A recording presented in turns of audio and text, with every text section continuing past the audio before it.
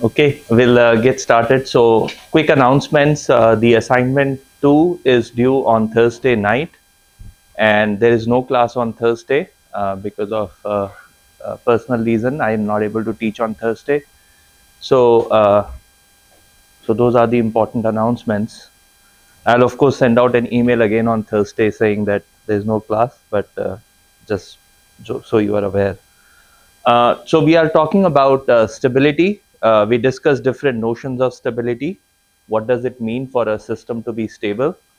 Many a times that notion of stability is true for even nonlinear systems, but I know that this class is about linear systems, so we'll focus purely on stability of linear systems in today's class. This is section 4.4 of the book.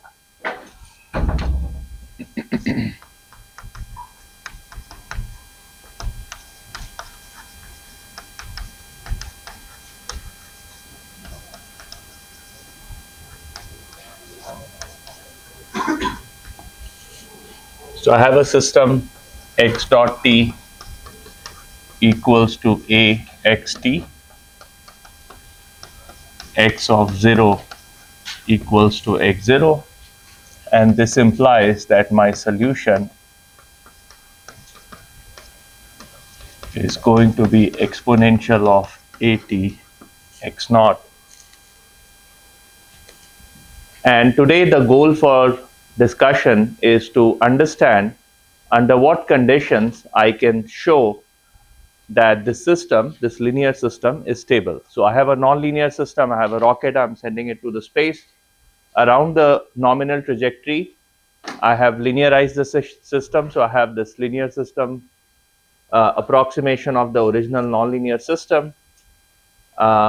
I have this A matrix for my given rocket, my given airplane, my given quadrotor, my given battery pack, or whatever is your favorite system.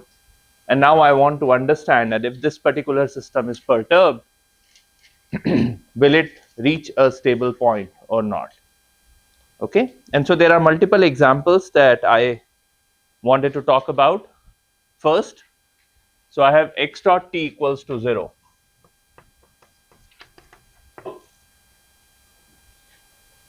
What kind of system is this?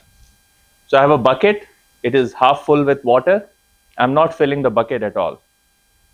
Okay, so that's a system of this type. I'm not filling the bucket, it has some volume of water, and the volume of water is not changing with respect to time, so therefore the x dot t equals to 0. So x dot xt is the volume of water at time t. Is this system stable or unstable? So it turns out that in this system all points are stable points, right? Because the xt is not changing, the state is not changing, and so all points are stable points. So what happens in this system? I pour another jug of water in that bucket. The volume of the bucket rises up to the amount of water that I have added, and then it remains there forever. Okay, for infinite amount of time there is no change in the state, so that particular system is actually a stable system. Let's look at another example.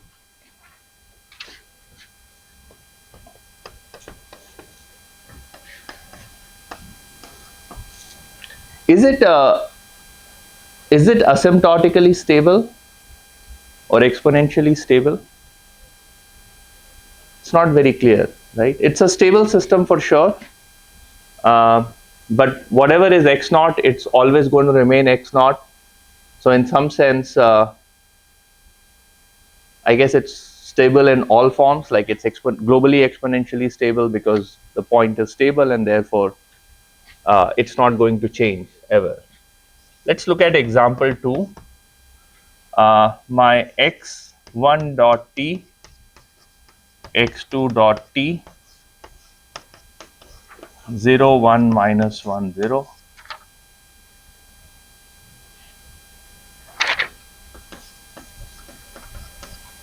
x1t, x2t.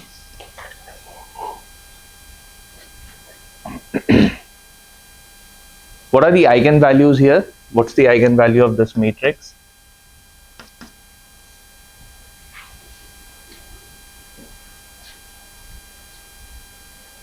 It's plus minus j. J is square root of -1.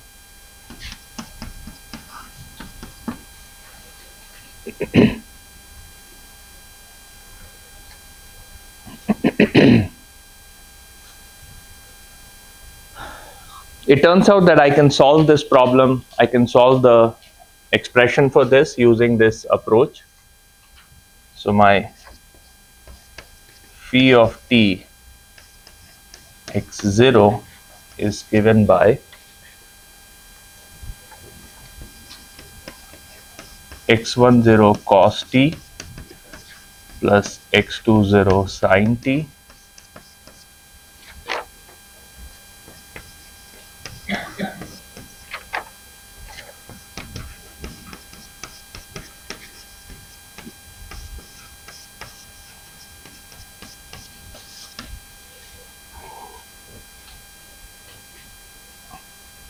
that is the solution.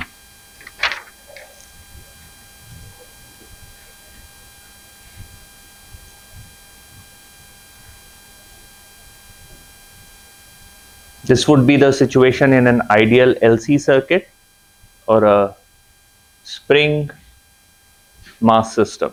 So no damper, just a spring mass, and no resistance, just a simple LC circuit.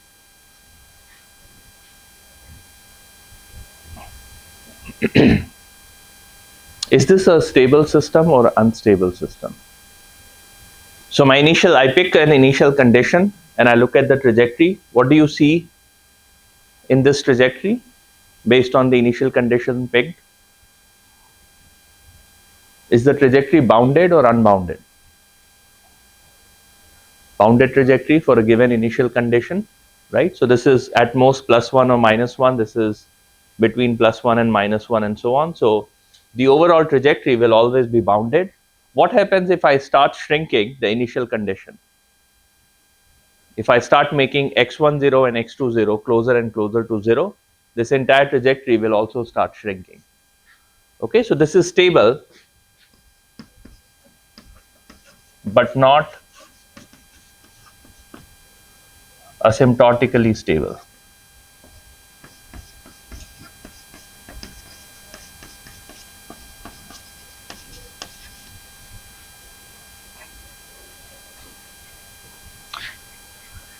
Yes, please. So something that's marginally stable, like we don't see that, or can you see that? I don't know whether we are going to talk about. I think marginally stable systems would be something like this, but it's not there in the book, so I forgot the definition of what marginally stable system would mean. It perhaps looks like sine waves, like sine waves. Right. So if I'm not mistaken, marginally stable systems are systems with eigenvalues with real part 0. So you definitely have that here because the real part of the eigenvalue is 0. But I think in the book it's called critical system or something like that. And I don't quite know whether those two concepts are very similar or different, but I'll definitely find it out and I'll let you know in the next class. Okay. Let's look at the third example. x1 dot t, x2 dot t, 0, 1, 0, 0, x1t, x2t.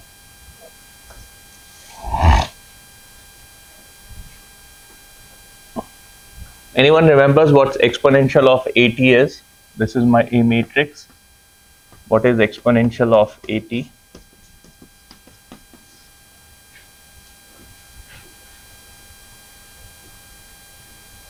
It's 0, sorry, it's 1.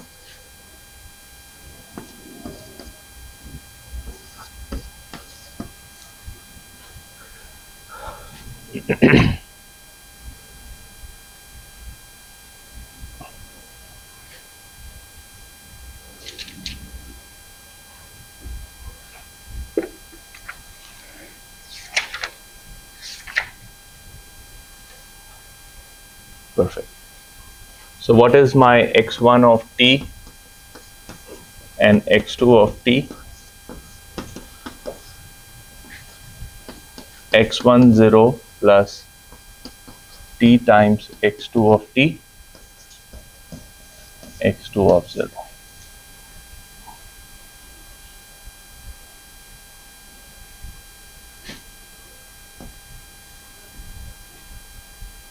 Is this a stable system or an unstable system?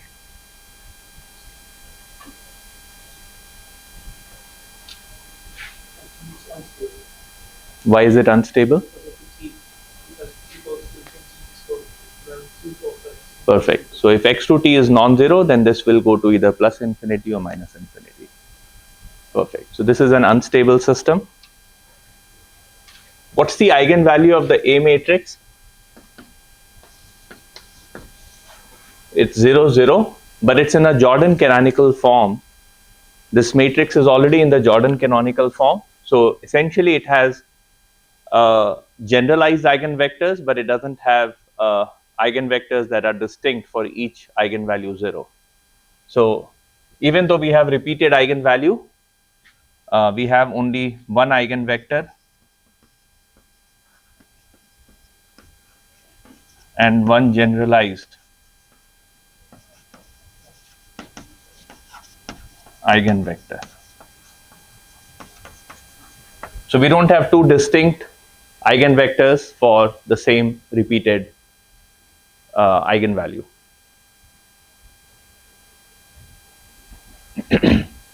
So now the puzzle is, so we are going back to 1890 and we are puzzled by this feature that we need to understand stability of linear system, and we want to be able to look at this A matrix and be able to figure out whether a system is stable or not stable. Okay, that's the puzzle. We want to solve that puzzle. Any questions so far? Okay. So I'm going to talk about theorem 4.12, 4.13, 4.14 and 4.15 from the book, and we are going to prove that theorem in the class. And let me write down all those theorems right here so that we have all the results that we are going to talk about today. And then I'm going to prove them on the other side of the board.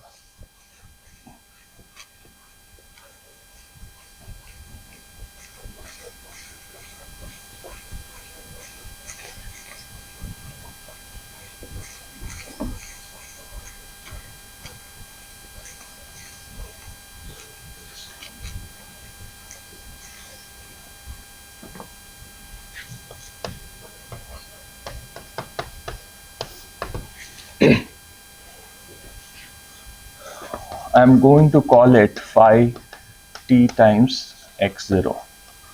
So phi t is my exponential of at. So x equals to 0 is a stable equilibrium if and only if the matrix norm of phi t is finite.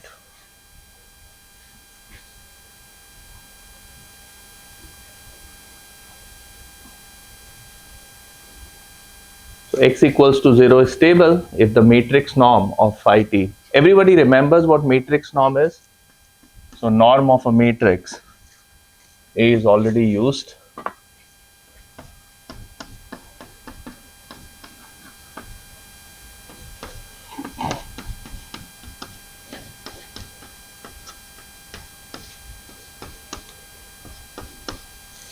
Well, I don't need to take the denominator.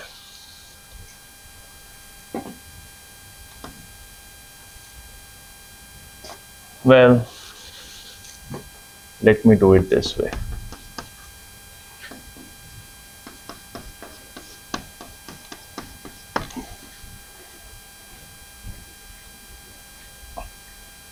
That's a matrix norm, so I'm taking the matrix norm of phi of t is finite for all t.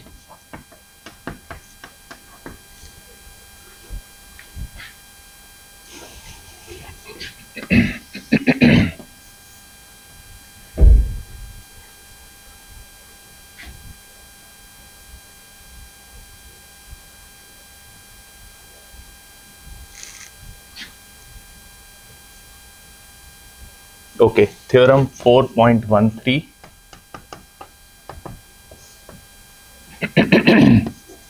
X equals to 0 asymptotically stable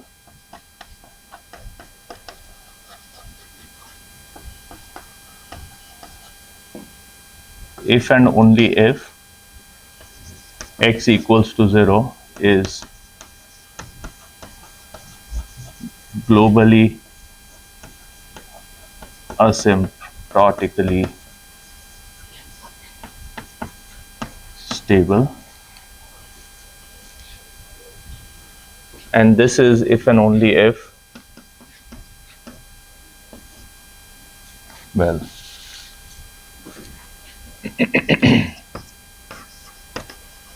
limit t goes to infinity, dt equals to 0,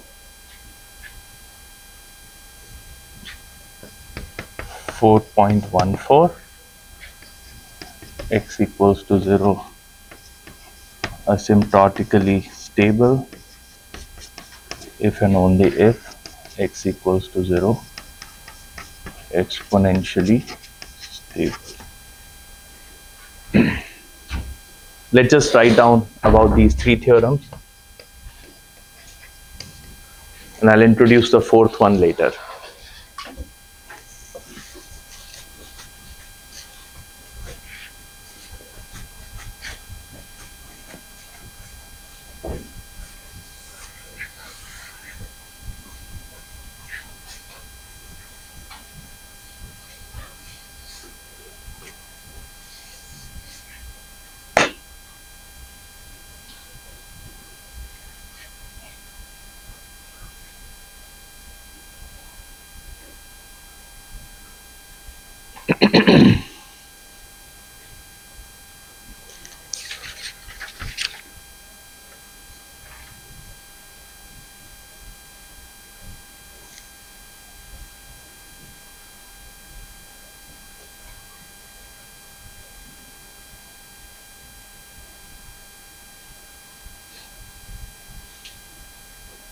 Okay, so let's think about why should the first part be true. Why should this one be true? X equals to 0 is stable. So what does x equals to 0?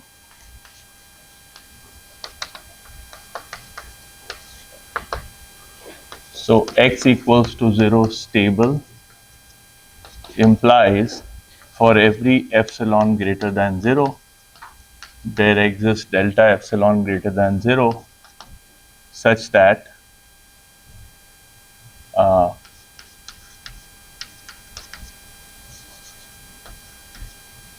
Pt is less than epsilon for every x naught less than delta epsilon less than equal to.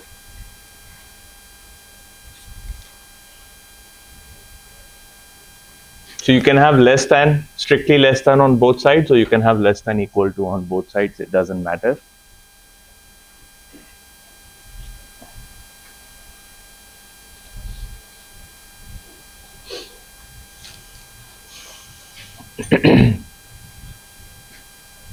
This is, well, let me write it as phi t comma x naught.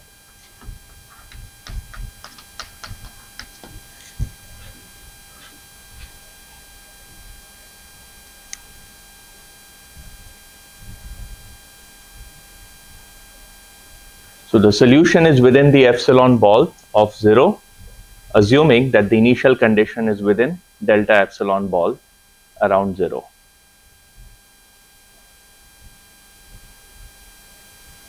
Okay. How should we go about proving it?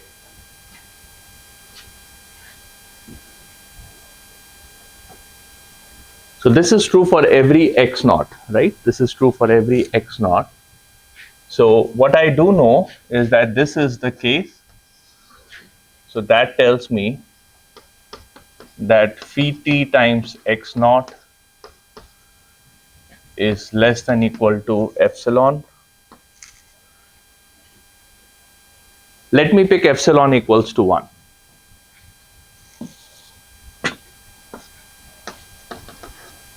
This is true for every x naught in delta 1.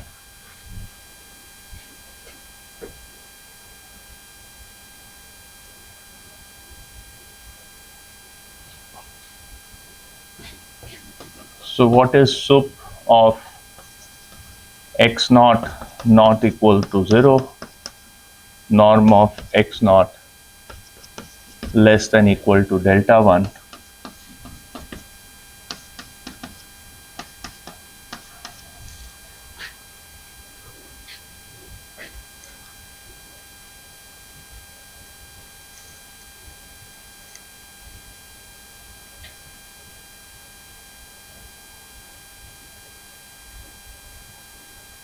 let me divide it by x naught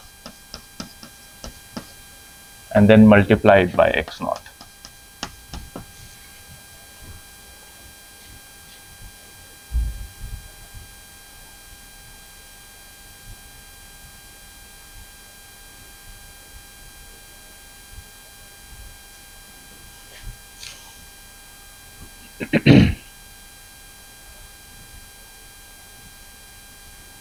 This is actually less than equal to 1.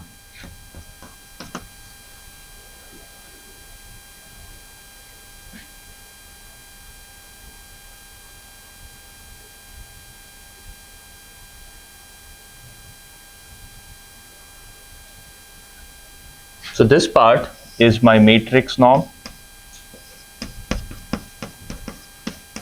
and this part is delta 1. This is less than equal to 1.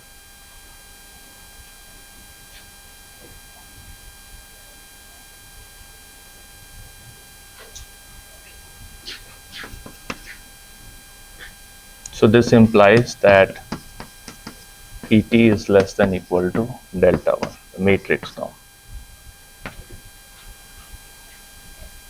So what happens when you do this supremum thing is it always happens at the boundary where the norm of x naught equals to delta 1. So that's where the supremum will occur, and that's how I'll get this expression, the norm of phi t and delta 1, and this should hold true, and this is true for all t. All of this is true for all t.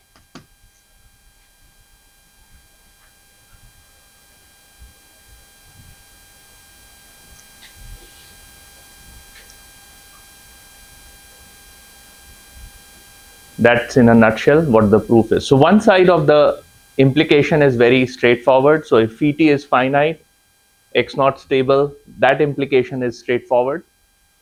The other one is the more complicated one, which is what I have written on the board. Okay, any questions so far?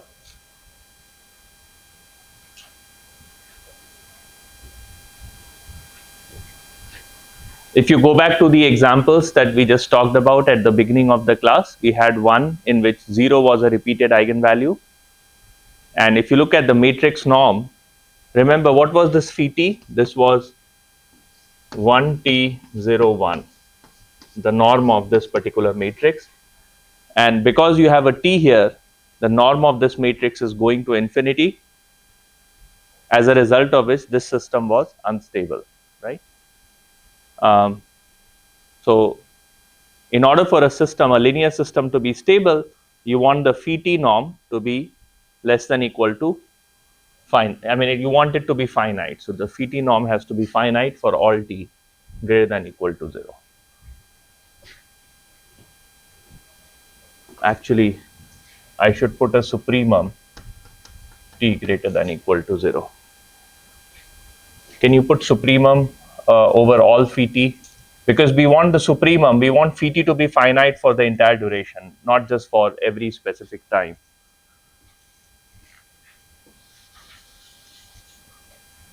So I want supremum over all time t greater than equal to 0, phi t to be finite.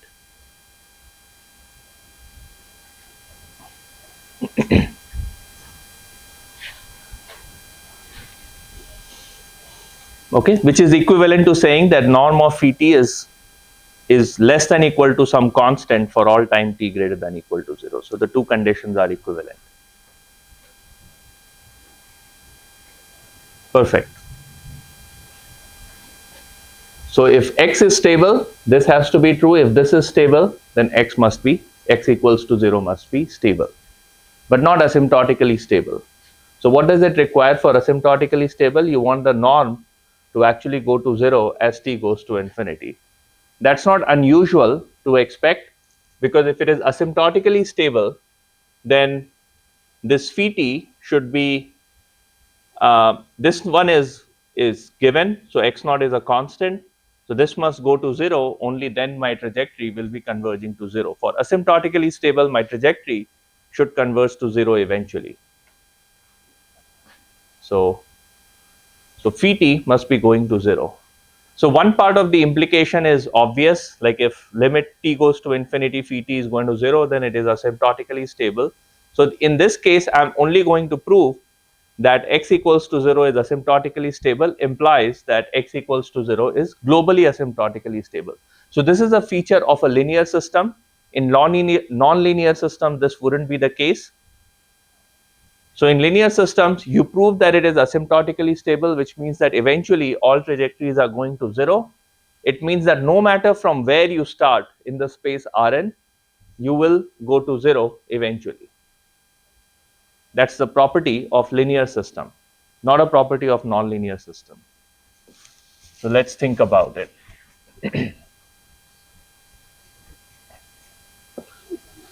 Once again, I want to emphasize, if you go back to the definition of asymptotically stable from the previous class, you will notice that this is a local condition. This is not a global condition.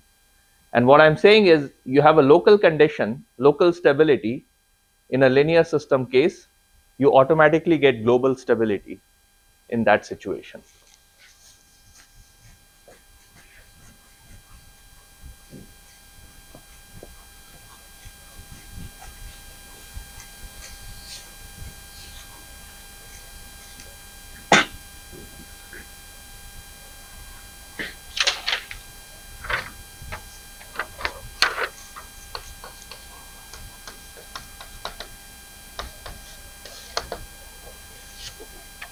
I'm only going to prove here that x equals to 0 is asymptotically stable, implies that x equals to 0 is globally asymptotically stable.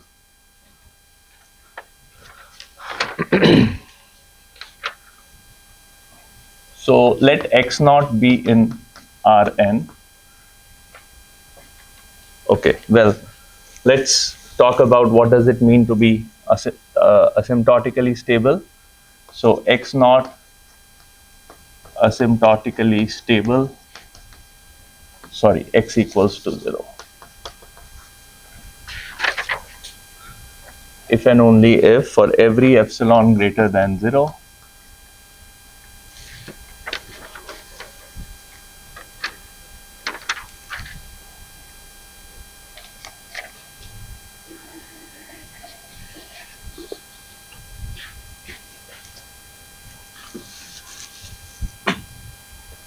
there exists delta greater than 0 such that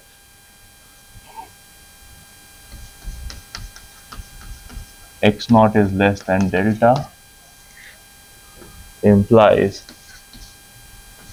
phi t x naught converges to 0 as t goes to infinity. That's the definition of asymptotically stable system.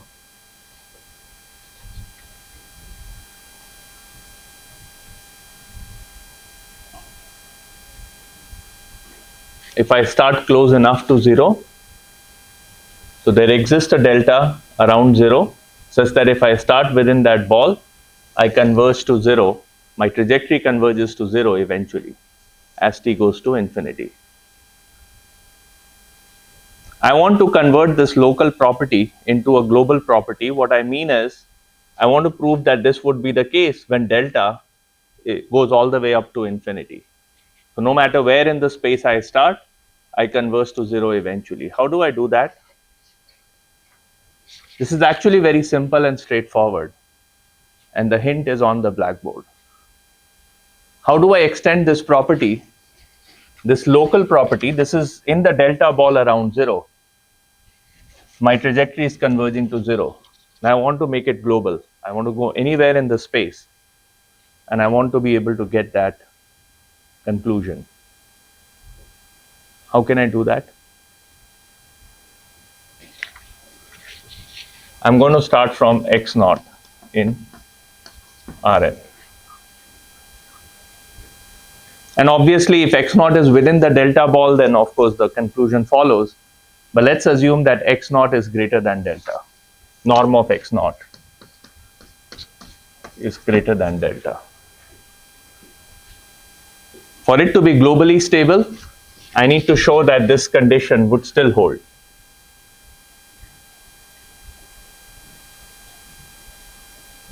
What would you do?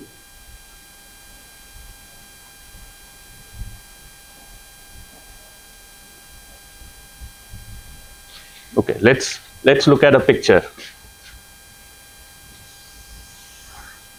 This is my x equals to 0. This is my delta ball. I pick a point here and my trajectory converges to 0. Now I'm picking my point here, which is outside of this delta ball.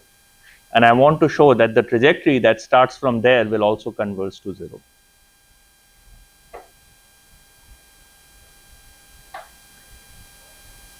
Any thoughts? Anybody wants to give it a shot?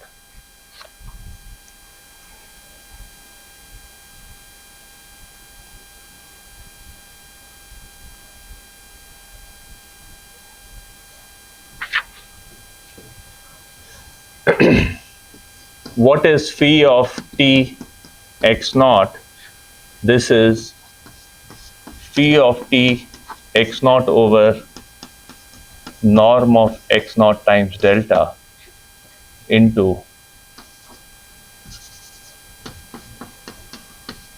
x naught over delta. Does that make sense? So I have this solution. I'm going to multiply it by delta over norm of x naught, and I'm going to multiply it by x naught over delta. I get the same solution. The solution doesn't change. It's exactly equal to this expression.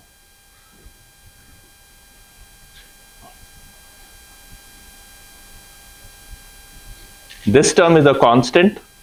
It depends on x naught, but it's a constant. So given an x naught, this term is fixed. It could be a very large number. It could be 1 billion. That's fine. What about this term? This term converges to 0 as t goes to infinity. Right? That's by assumption. X equals to 0 is asymptotically stable. So that means that this particular term must be going to 0 as t goes to infinity.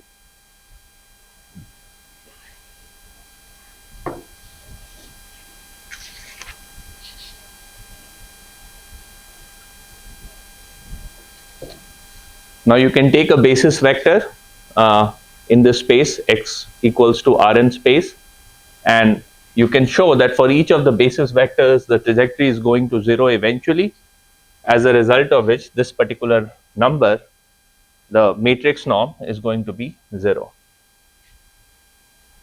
So that's the proof from going from globally asymptotically stable to this particular expression. That proof is essentially just taking the basis vectors of Rn and then making sure that for all the basis vectors the trajectory is going to 0. Therefore, the matrix norm will also be going to 0 as t goes to infinity. Okay, so in linear system, a local property becomes a global property.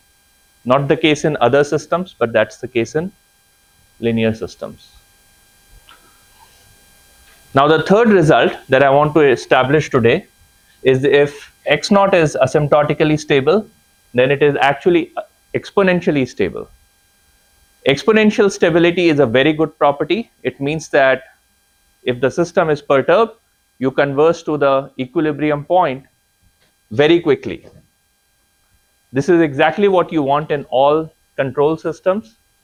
You want things to be exponentially stable because that means that if the system undergoes a perturbation, you converge to the equilibrium very quickly. If you're flying in a plane and a wind gust hits the plane, it's not like the plane is rocking for, I don't know, half an hour. That wouldn't be a fun flying experience. But if the plane stops rocking in like 2 seconds because it's exponentially stable, that's a good plane to be in. That's what I would ride. Yes. So does it mean it's more desirable to have to reduce the transient response of the system? Ideally, depends on the situation, but yes, you definitely want the transient response to be as small as possible. So, having small transient response or like the uh, so there are, I'm not sure if you've taken feedback controls, but you care a lot about overshoot and undershoot and all of those other things as well. But ideally, you want to get to the steady state as soon as possible. And so, if you are exponentially stable, you get to the steady state as quickly as possible. If you're asymptotically stable, you might get to steady state at time t equals to infinity. But in the middle, you are still sort of, your plane is still rocking because whatever, a wind gust came and hit the plane, and now you are like going up and down, up and down. Not fun to be in that position.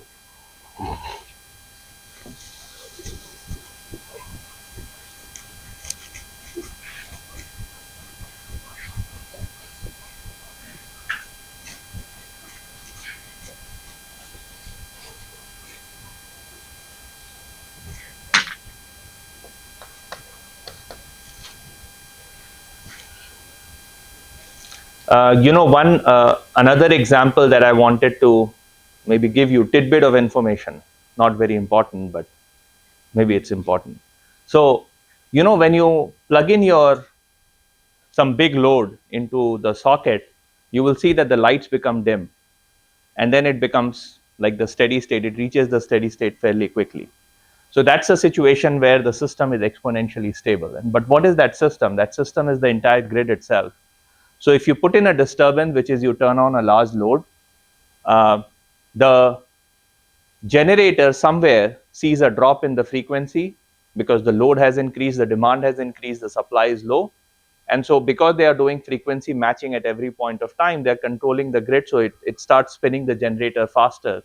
And by spinning the generator faster, you are able to meet the demand. So by looking at the frequency of electricity, which in the US it's 60 hertz, in different countries you have different frequencies, but in US it's 60 hertz. And the tolerance, I think in US is very small. It's 59.98 hertz to 60.02 hertz, or maybe even lower. So as soon as the generator sees a change in the frequency from 60 hertz to something else, it just immediately kicks in, starts rotating faster. All of that happens exponentially fast. If it was asymptotically stable, then the light would become dim and it will remain dim for 1 hour, and then only at 1 hour it will start becoming like normal, whatever the normal intensity is. But because it's exponentially stable, you see that it becomes bright fairly quickly. You can do this experiment at home. Okay, so you turn on the iron. I don't know how many of you iron your clothes. Okay, we have a few people who iron their clothes, so you can do the experiments and maybe take a video, put it on YouTube so the rest of the class can see. When I was a graduate student, I never ironed my shirt. So, anyways, you guys are rich graduate students of OSU. Okay. So what about so what's 4.14? The other way is easy. So if you are exponentially stable, you are by definition asymptotically stable as well. I want to prove the other way.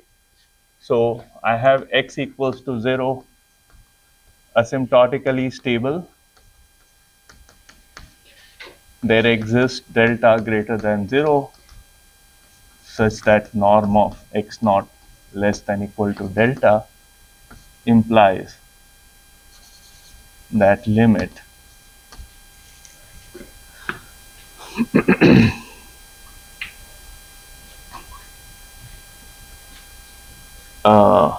t goes to infinity dt x naught equals to 0.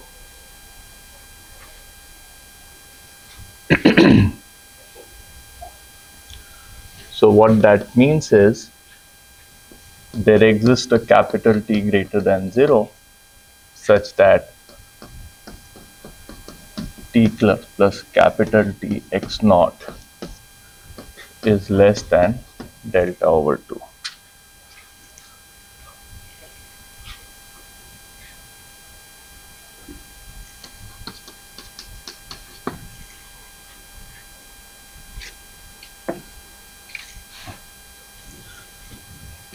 I am going to claim that the norm of phi t plus nt is less than equal to 2 raised to negative n.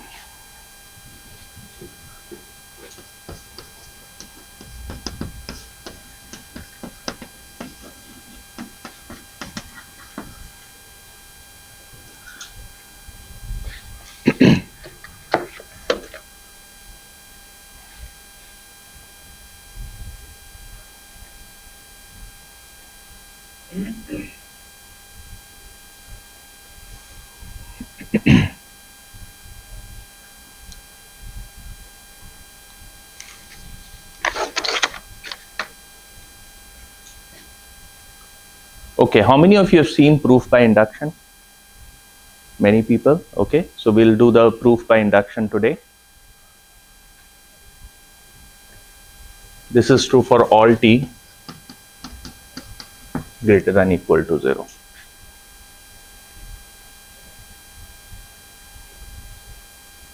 Is it true for n equals to 1?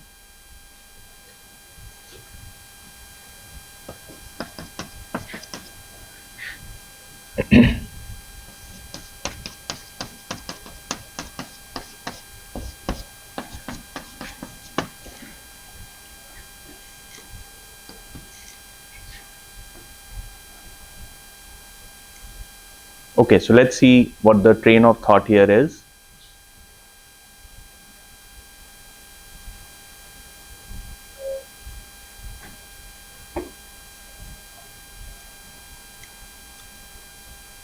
So I start from a point within this ball, epsilon ball, oh sorry, delta ball. So I have this ball, delta ball. I start from this point x naught, and eventually I'm converging to 0. So I can create this delta over 2 ball, and there is a time capital T. So I start from here at time capital T, I hit this delta over 2 ball, and then I never go out of this ball. Once I go inside, I'm not going to go out because eventually my trajectory is going to 0. So there must be a time capital T greater than 0 such that the trajectory will be within that delta over 2 ball for all time t greater than equal to 0. Okay. Is that obvious? If your trajectory is converging to 0, then there must be a time after which you are not going to exit this delta over 2 ball. That's what we are talking about here. So if this is the case for all x naught less than equal to delta, then from the usual matrix norm expression, I realize that, okay, the norm of phi of capital phi of t plus t is less than equal to 1 by 2. Let's assume that this is the case for any n. Now let's look at phi of t plus n plus 1 t. This is equal to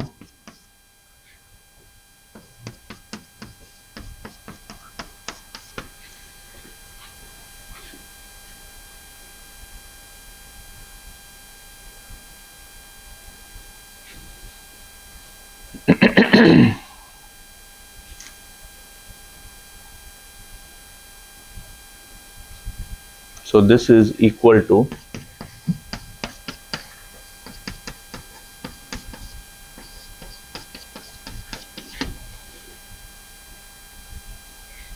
this is the property of matrix exponential that we had talked about a few days back.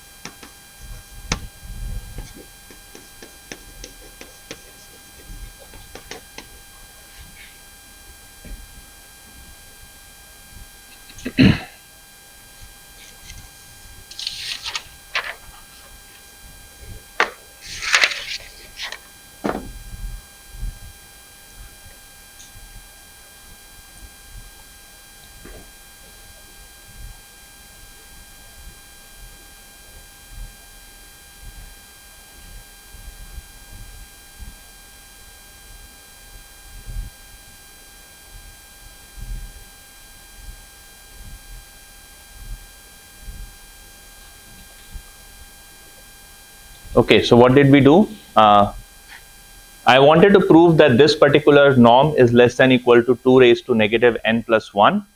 I decomposed it into phi of t plus nt and phi of t. This particular operation we get with equality because of the fact that it's matrix exponential. It's one of the properties we studied a few days back. And so this property allows us to prove that if I take the matrix norm of this, it must be less than equal to the matrix norm of the first matrix multiplied by the matrix norm of the second matrix. The matrix norm of the first matrix is 2 raised to negative n because of the induction hypothesis, and the matrix norm of the second matrix is 2 raised to negative 1 because of this statement. So remember that this is true for all t greater than equal to 0. In particular, it's true for t equals to 0. So phi of capital T is less than equal to 1/2, which is what I get here. And so that's equal to, what I get is, this is less than equal to 2 to negative n plus 1.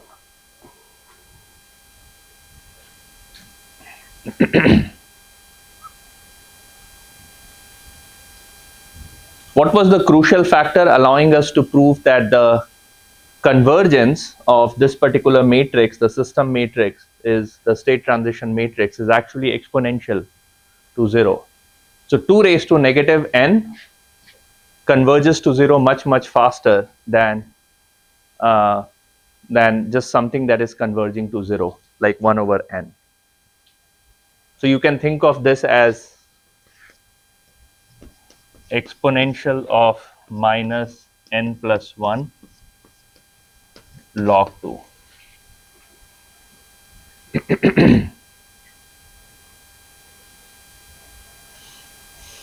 Okay, so that's where we get this exponential. We don't really care much about the factor here, log 2. I think maybe in some applications you do care about it. For instance, in the power systems area, you do care about this, how quickly you are converging to the steady state, which is 60 hertz in the case of power systems. But in most situations, we don't worry about what the constants are. But sometimes the constants are design requirements. So you have to create the power electronics in a way that it meets the design requirement of exponential stability. Most of the times it's not, but sometimes it is important. Can someone tell me why we want to be at 60 hertz as soon as possible? Why can't we go to like 60.5 hertz or something? What would go wrong? Yes. I mean, I actually had a project component where we designed a power regulator for the transistors. Right. When that's 0.1 happens, like the output becomes much larger, so we get very different outputs. Right. So a lot of electrical appliances are built with the specification that it is optimal to run them at 60 hertz. And so if you have if the frequency is different from 60 hertz, then those appliances are prone to break down. So to give you a specific example, I found that very fascinating. So you have these large electrical motors that runs on three-phase electrical circuits, AC circuits, and if your frequency is different from 60 hertz, then those electrical motors are not working at their maximum efficiency. When they are not working at their maximum efficiency, it's prone to heating up. And if it's prone to heating up, that increases the fire risk, it increases the probability of breakdown of that particular motor. So one of the things, I don't know who told me, and or maybe I met someone who told me that many a times these energy efficiency companies, they would go to a beer factory or go to like wherever they are running these large motors, and they'll just install a sinusoidal wave generator, and that would save a lot of energy cost for that particular facility. Because if you are making sure that you are at 60 hertz, then you don't have all of these losses, and you can ensure that you are at 60 hertz exactly for that particular motor by careful power electronics, which doesn't consume a lot of energy, so the energy efficiency there is pretty high. But at the same time, within the motor, you don't have any of those losses because of the heat generation and because of the other uh, instabilities that could arise because of not being exactly at 60 hertz. So I just found that very fascinating. I don't work in power electronics area, but people who do care about it a lot. So I care about it because they are my collaborators. But as such, I don't work in that area to know about it very well. Okay. Any questions so far? So what have we said? If the linear system is stable, then the state transition matrix must have finite norm over the entire duration, all the way from t equals to 0 to infinity. So this is supremum of this matrix norm should be finite. If x is asymptotically stable, which is a local property, then x equals to 0 is globally asymptotically stable. So local stability property becomes global stability property. And if x equals to 0 is asymptotically stable, then it is also exponentially stable. So the cool thing in linear system is that if you have stability, you generally have exponential stability. I mean, if you have asymptotic stability, then you have exponential stability, which is a desirable property to have. But you can construct nonlinear systems that are asymptotically stable but not exponentially stable. Now let's talk about theorem 4.15, which does some more analysis and outlines exactly when a linear system is stable, when is it exponentially stable, and when is it unstable. Okay.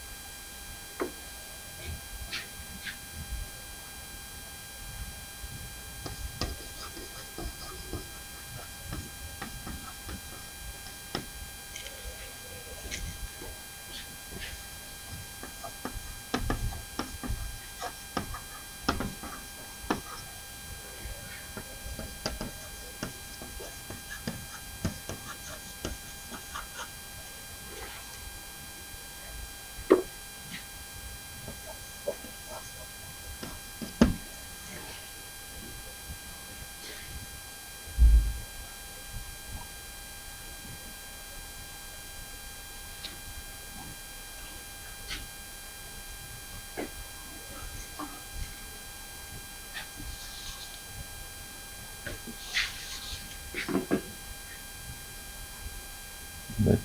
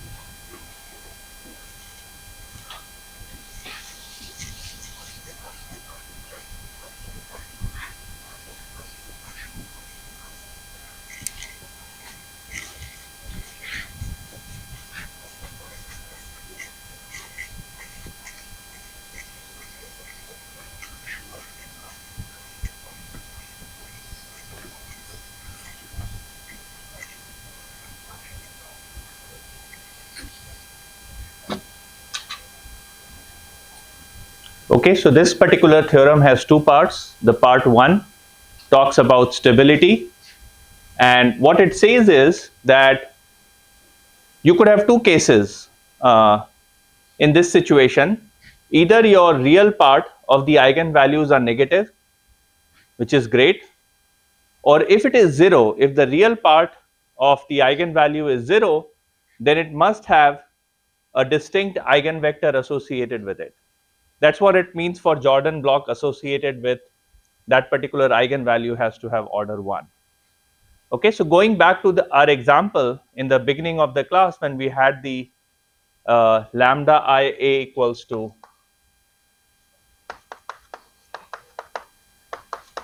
plus minus j, in that case it had distinct eigenvector corresponding to each of this eigenvalue. So the real part of this eigenvalue is 0, and the Jordan block associated with that particular eigenvalue has order 1. So it's a 1 cross 1 Jordan block, but 1 cross 1 Jordan block just means that you have a diagonal element, and you will have a diagonal element in the matrix only if you have a distinct eigenvector associated with that particular eigenvalue. So each of this eigenvalue, which has real part 0, comes with its own distinct eigenvector. That's what is meant here. And so what happens in this situation is you can show that norm of phi t is actually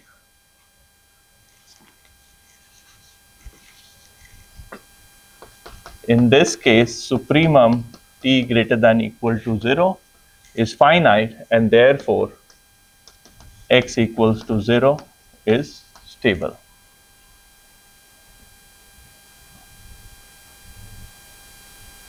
Okay, that's the idea. So if this happens, then this situation would arise. This is all if and only if condition. Then this situation would arise, and if that situation arises, then x equals to 0 is stable. So whenever you have eigenvalues with 0 real parts but with distinct eigenvectors, then this condition holds true, which implies that x equals to 0 is stable. Let's look at the second case when it's exponentially stable. So if the real part of lambda I a is less than 0, then it means e raised to lambda t. Well, okay, let me backtrack a little bit. So I have my A matrix here.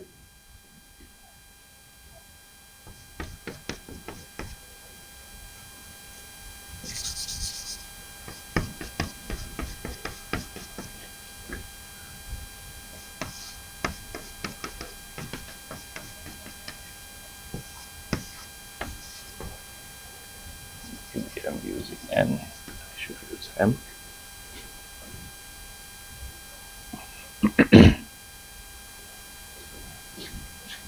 And then e raised to lambda it is e raised to lambda it times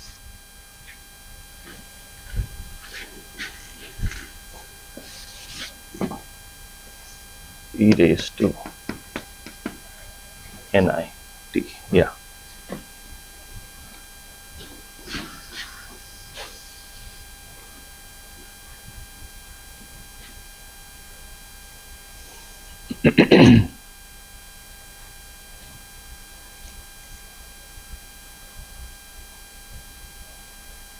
So each of these lambda i's are Jordan blocks. And so if I want to do the matrix exponential e raised to at, then it will be the matrix exponential of each of these Jordan blocks multiplied by t and post multiplied by t inverse, but we can forget about the t and t inverse for now. Um, so this is what each of these Jordan blocks exponential is going to look like. Um, what happens in this particular term, exponential of e raised to nit? What does that comprise of? If you go back to your notes, you will notice that e raised to nit is essentially 1 t square over 2 factorial t raised to n minus 1 over n minus 1 factorial 0 1 t and so on 0 0 1 t and so on, and everything here in the lower triangular is 0.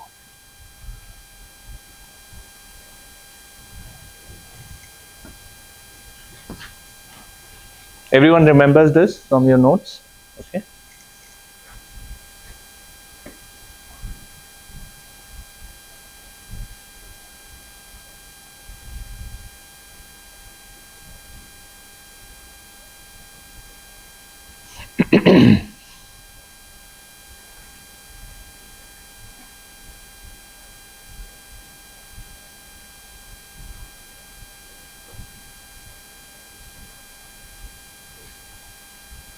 Okay, so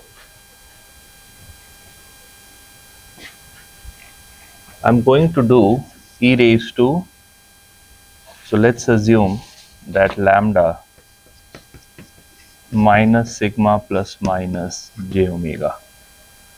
Sigma is greater than 0. Lambda I. Then this implies that exponential of lambda it exponential of nit equals to e raised to minus sigma t e raised to j omega t. This is exponential nit.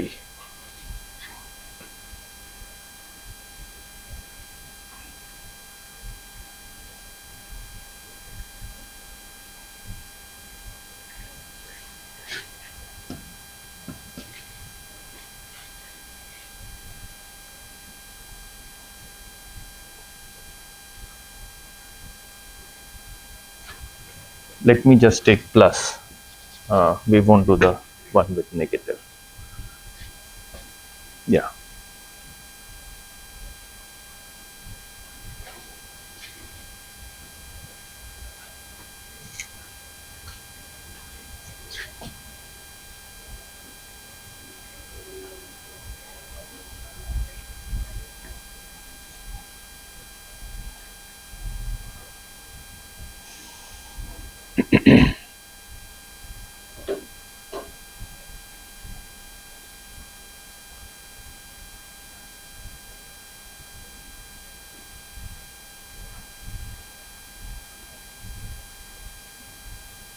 Okay.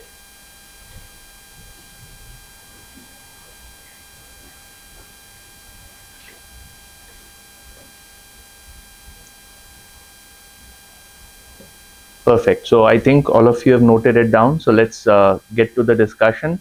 So let's assume that I'm in this particular case, my real part of the eigenvalue is strictly less than 0. I can do the similarity transform so that I have Jordan blocks along the diagonal term. I know that the exponential of the Jordan form is exponential of the eigenvalue multiplied by exponential of NIT.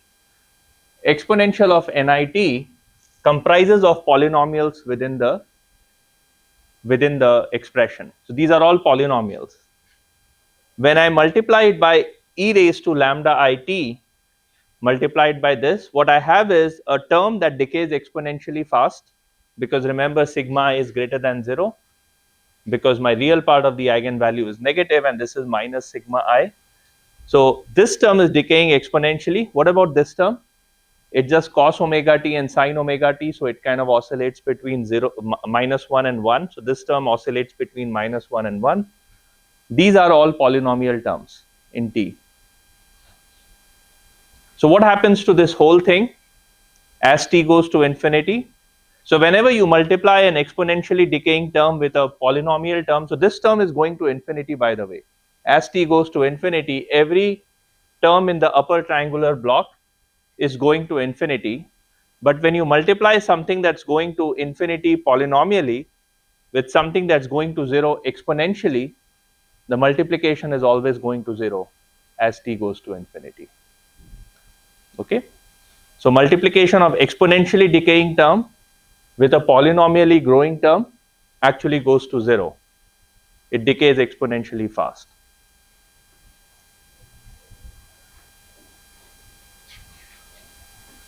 Okay, so that gives us.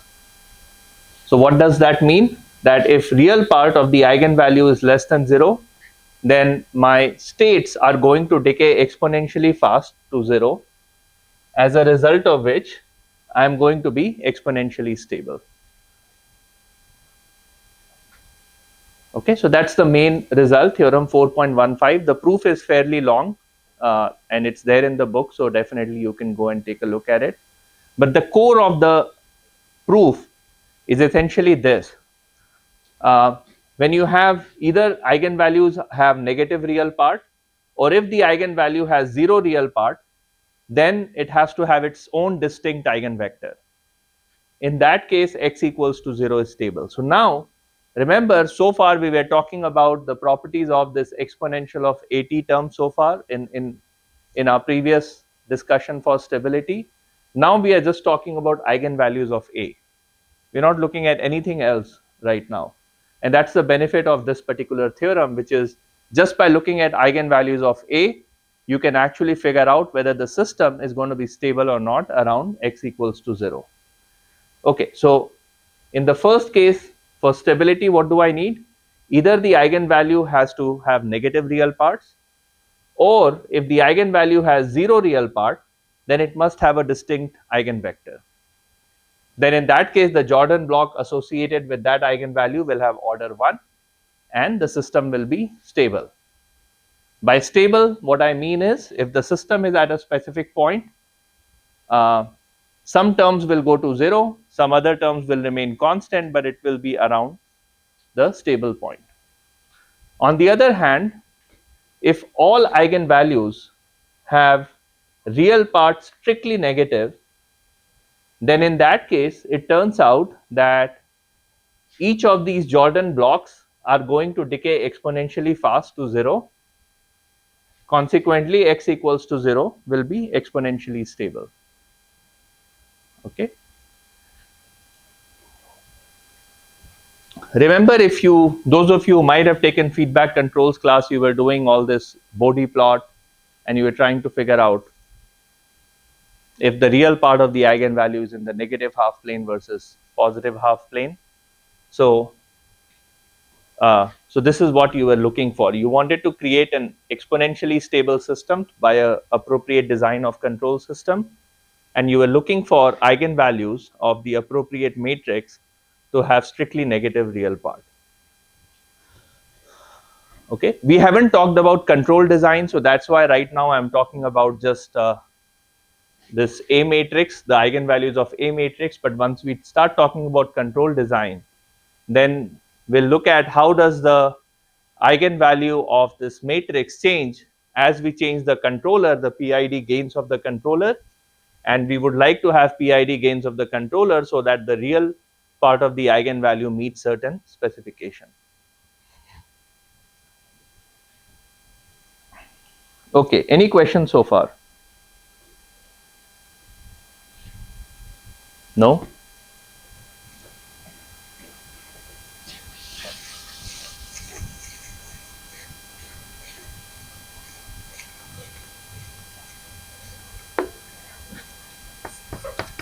X equal to 0 is unstable.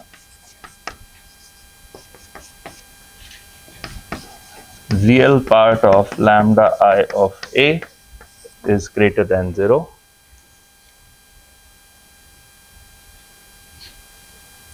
Or it has a,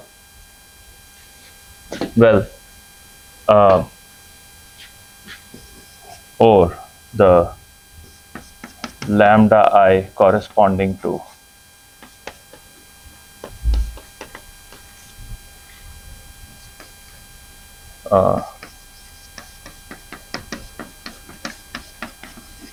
equal to 0 has order greater than equal to 2.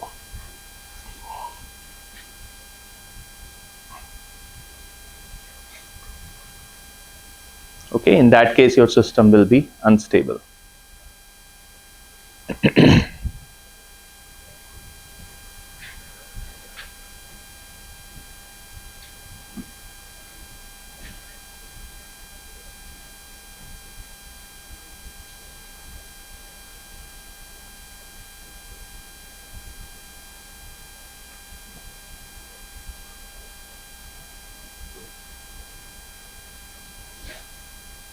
Okay, one more important comment here.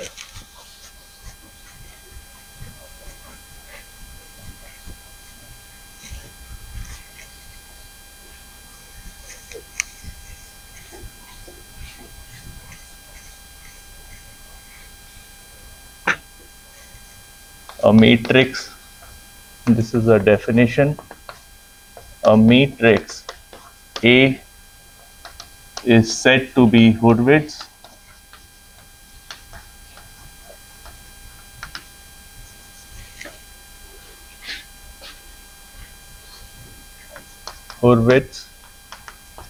if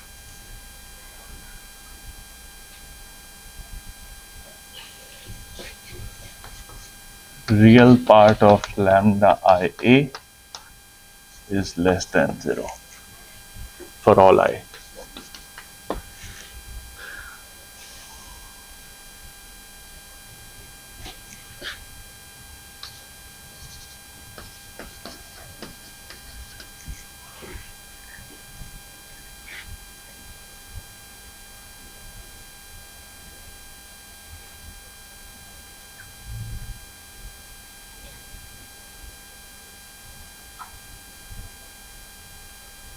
Okay, so it's just a definition. When we say a matrix is stable or when we say the matrix is Hurwitz, it means that the all eigenvalues have real parts strictly less than 0. Okay, it's a desirable property, so therefore they've given it a name which is like a stable matrix or Hurwitz matrix. All that means is that the real part of eigenvalue has to be strictly negative. Okay, any questions so far? So what we have done in today's class, we started with this linear system expression. We know that the solution to that differential equation is going to look like this, and we don't quite know whether the solution where x equals to 0, which is where this particular term is equal to 0, so x equals to 0 is stable, unstable, exponentially stable, asymptotically stable. We don't know about it. So we wanted to characterize that, and what we have proven in today's class are 4 important results about linear systems or the stability of linear system. The first result is that the system is stable.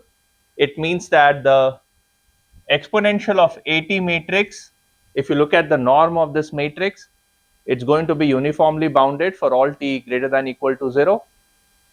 On the other hand, if a linear system is asymptotically stable, then it is globally asymptotically stable, and in fact it is globally exponentially stable. Now, we said that, okay, I understand that that's sort of the property of this trajectory, but I still have to look at this exponential of at term, and I have to compute it for all like time t equals to 0 all the way up to t equals to infinity to be able to prove that it is asymptotically stable. And I don't want to do that. I'm very lazy. I want to sit in front of my computer, I want to type a code, and I want to be able to figure out if the system is stable or not stable. I don't want to compute this norm of exponential of at from t equals to 0 all the way up to t equals to infinity. That's too much work for me. So then this theorem 4.15 came to our rescue, because it characterized the thing exactly, which is by looking at the eigenvalues of A and by looking at the Jordan block associated with the eigenvalues with zero real part, I can actually figure out whether the system is going to be stable, unstable, or exponentially stable.